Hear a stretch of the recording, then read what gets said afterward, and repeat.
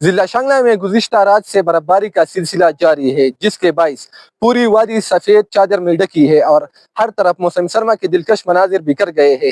درجہ حرارت -5 ریکارڈ کی گئی ہے۔ پہاڑوں، درختوں اور گھروں کی چھتوں پر برفباری نے ڈیرے ڈال دیے ہیں۔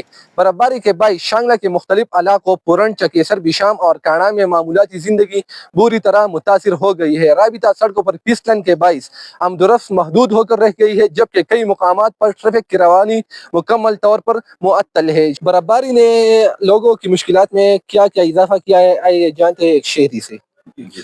بسم اللہ الرحمن الرحیم۔ برفباری چونکہ قدرتی حسن میں اضافے کا سبب بن رہی ہے، لیکن بجلی کی بندش نے کل رات سے اس عوام کی مشکلات میں اور بھی اضافہ کیا ہے۔ جیسا کہ آپ دیکھ رہے ہیں، روڈ مکمل طور پر بند ہے، یہاں پر پہاڑی علاقہ ہے اور لوگوں کو مریض اسپتال میں لانے میں کافی مشکلات کا سامنا ہے، جس کی وجہ سے تقریباً معمولاتی زندگی مکمل طور پر سب کچھ جام ہو چکی ہے۔